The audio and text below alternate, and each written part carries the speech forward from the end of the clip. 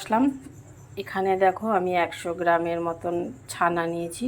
ছানার জলটা ঝরিয়ে নিয়েছি। 100 গ্রামের থেকে একটু বেশি হবে। তা আমি এই ছানাটা এই বাটিটার মধ্যে দিয়ে দেব।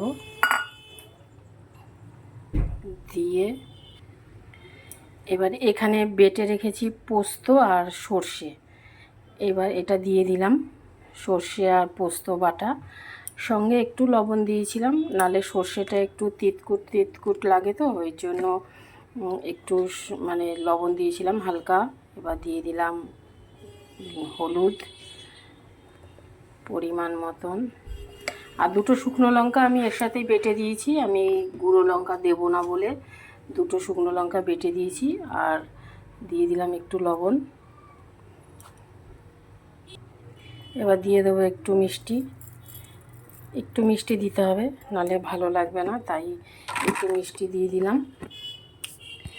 আর এবার দেব সর্ষের তেল।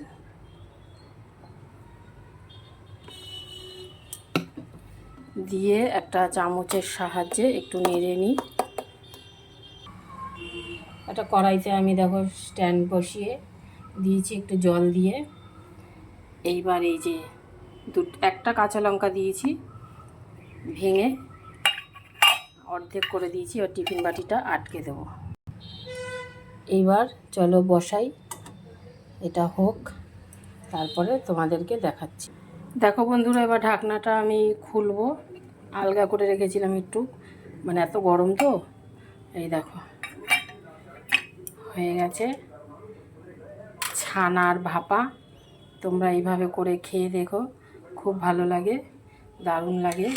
লঙ্কাটা কিন্তু সেদ্ধ হয়ে গেছে, দেখতে এরকম লাগছে। দেখো লঙ্কাটা সেদ্ধ হয়ে গেছে। তাহলে রাখছি, আবার পরে কোনো একটা রেসিপি নিয়ে চলে আসবো।